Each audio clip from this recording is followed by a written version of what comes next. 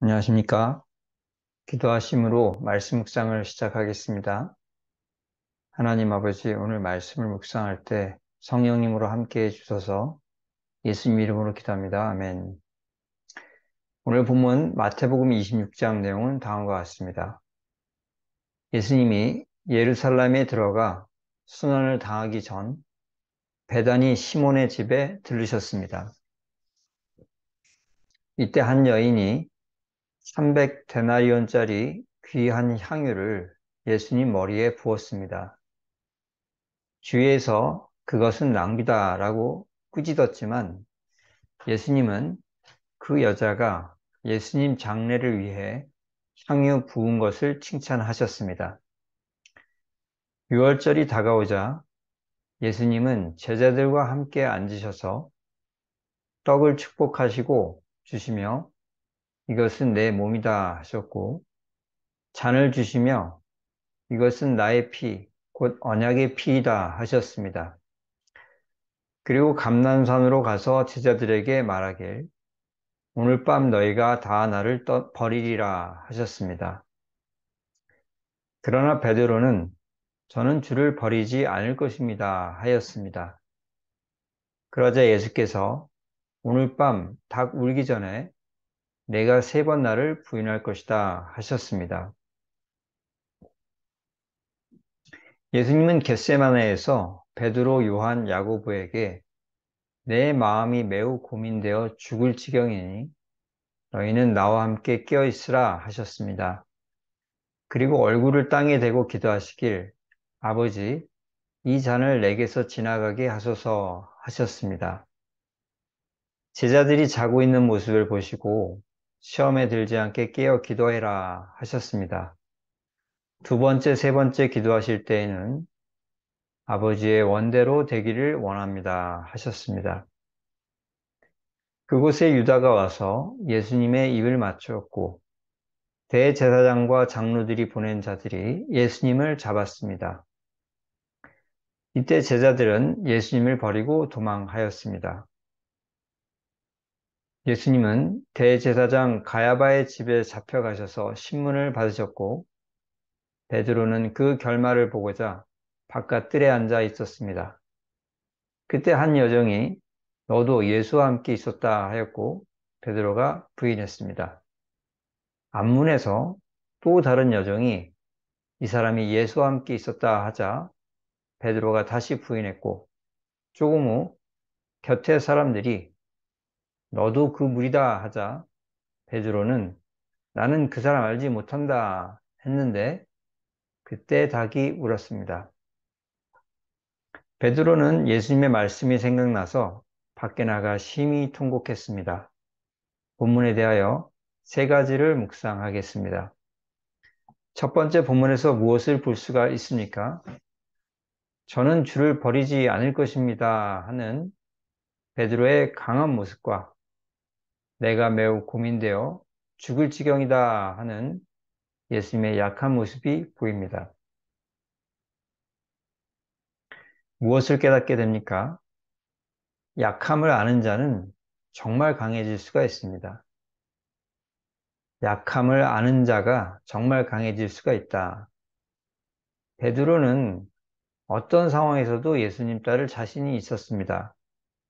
그래서 예수님이 기도하라고 준 시간에 기도하지 않고 대신 잠을 잤습니다. 그런 베드로는 위기 상황에서 와르르 무너졌습니다.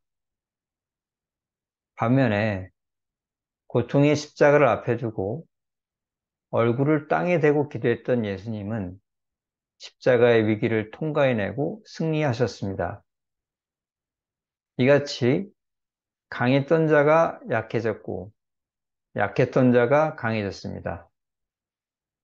그럼 우리가 어떻게 해야 합니까?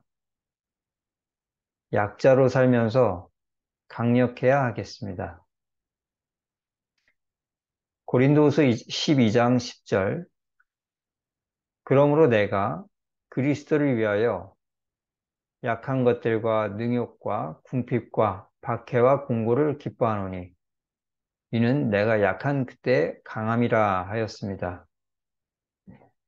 약함을 인정하는 자는 진심으로 하나님을 의지할 것이고 하나님의 은혜를 받아 강력하게 될 것입니다.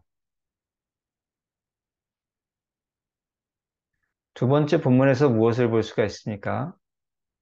예수님께서 이 잔을 내게서 지나가게 하소서 기도하셨습니다. 예수님은 할 수 있다면 십자가 피하기를 소원했지만 자신이 십자가 지는 것이 하나님께서 원하시는 것이기에 자신의 소원은 내려놓으셨습니다. 왜 그러신 것입니까? 하나님께서 원하시는 바가 최선임을 신뢰하셨기 때문입니다. 하나님께서 원하시는 바가 최선이다. 어떤 부모는 내 자녀가 이런 직업을 가지면 좋겠다 원하셔서 아이가 그 직업 가지도록 애를 쓰십니다. 그런데 막상 그 자녀가 그 직업을 가진 뒤에 좋아하지 않는 경우가 생기기도 합니다. 이것은 자기 자녀에 대한 부모의 지식이 부족해서 발생한 것입니다. 예수님은 온 인류의 죄를 대신하여 십자가를 지고 감히 고통스러운 길임을 알고 있었습니다. 그러나 지식과 지혜가 완전하신 하나님께서 원하시는 것은 최선이라는 것을 신뢰하셨기에 자기의 소원을 꺾고 하나님이 원하시는 것이 이루어지길 기도하셨던 것입니다. 그럼 우리가 어떻게 해야 합니까? 내 소원을 내려놓는 훈련을 해야 하겠습니다. 잠언서 3장 5절에 너는 마음을 다하여 여호와를 신뢰하고 내 명철을 의지하지 말라 하셨습니다. 우리도 예수님처럼 자신의 소원을 내려놓고 하나님이 원하시는 바가 이루어지기를 기도해야 하겠습니다. 세 번째 본문에서 무엇을 볼 수가 있습니까? 제자들은 도망을 쳤고 베드로는 나는 저 사람을 모른다 하였습니다. 왜 이렇게 된 것입니까? 베드로와 제자들에겐 목숨 대신 예수님을 택하는 수준의 믿음이 없었기 때문입니다.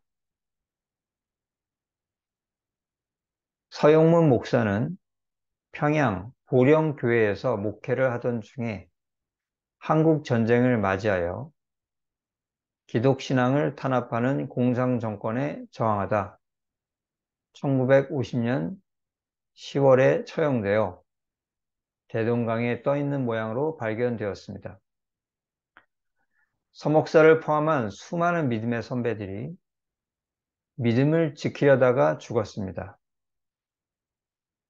반면 가롯 유다는 예수님을 따라다니던 자기도 같이 잡혀서 죽을 것을 염려하여서 예수님을 팔아넘기고 살고자 했습니다.